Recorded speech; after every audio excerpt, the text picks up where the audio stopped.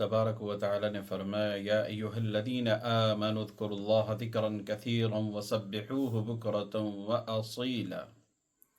اے ایمان والو، اللہ تبارک و تعالی کا ذکر کثرت سے کیا کرو اور اللہ تعالی کی تسبیح بیان کیا کرو صبح اور شام، یعنی ہمہ وقت اللہ کا ذکر کرتے رہو۔ ایک موقع پر رسول اللہ صلی اللہ علیہ وسلم نے حضرات صحابہ کرام کے مجمع سے خطاب کرتے ہوئے دریافت فرمایا کہ تم میں سے احد پہاڑ کے برابر نیک عمل کون کر سکتا ہے؟ حضرات صحابہ کرام کو تعجب ہوا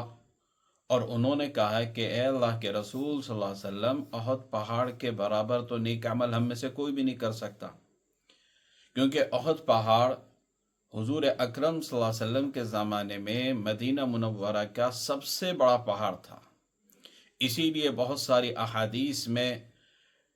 جس میں نیکیوں کا اور بھلائیوں کا تذکرہ آتا ہے تو احد پہاڑ کو بطور مثال پیش کیا جاتا ہے۔ تو صحابہ نے کہا کہ یا رسول اللہ، اتنا بڑا نیک عمل تو کوئی نہیں کر سکتا۔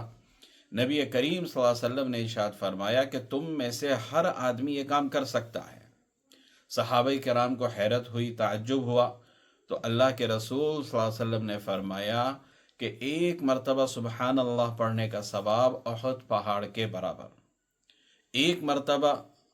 الحمدللہ پڑھنے کا ثواب احد پہاڑ کے برابر، ایک مرتبہ اللہ اکبر پڑھنے کا ثواب احد پہاڑ کے برابر،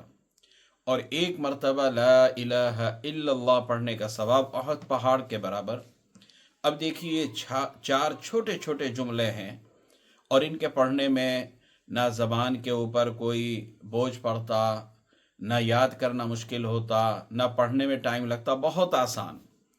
تو ہمیں چاہیے کہ ہم ان کلمات کو ہمہ وقت اپنی زبان کے اوپر جاری رکھیں اور اپنی زبان کو اللہ کے ذکر سے تر رکھیں، آباد رکھیں۔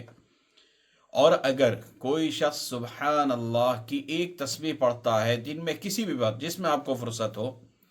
تو اس کا اجر و ثواب ایسا ہے جیسے 100 عربی غلام اللہ کے راستے میں آزاد کرنے والا۔ اور ظاہر سی بات ہے کہ 100 عربی غلام اگر خرید کر آزاد کرے گا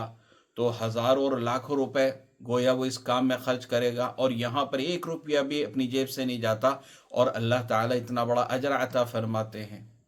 اور اگر ایک تسبیح الحمدللہ کی پڑھتا ہے تو وہ ایسا ہے جیسے 100 گھوڑے مع ساز و سامان کے اللہ کے راستے میں دینے والا۔ اور اگر وہ اللہ اکبر کی ایک تسبیح پڑھتا ہے تو ایسا ہے جیسے 100 اونٹوں کی قربانی دینے والا۔ اور ایک اونٹ میں 7 حصے ہوتے ہیں، گویا 700 حصوں کی قربانی کرنے پر جو اجر و ثواب ملتا ہے وہ ایک تسبیح اللہ اکبر کی پڑھنے پر اللہ تبارک و تعالی عطا فرماتے ہیں۔ اور اگر ایک تسبیح لا الہ الا اللہ کی پڑھتا ہے تو زمین اور آسمان کے درمیان جو خلا ہے، اس خلا کے بھرپور ثواب اللہ تبارک و تعالی اس کے نامہ اعمال میں لکھتے ہیں۔ تو ہمیں چاہیے کہ اللہ تعالیٰ کے اس فرمان اذکر اللہ ذکرا کثیرا وسبحوہ بکرۃ واصیلا پر عمل کرتے ہوئے ہمہ وقت اپنی زبان پر اللہ تبارک و تعالیٰ کا ذکر رکھیں اور اپنی دنیاوی زندگی کو بھی کامیاب بنائیں اور آخرت کی زندگی کو بھی کامیاب بنائیں۔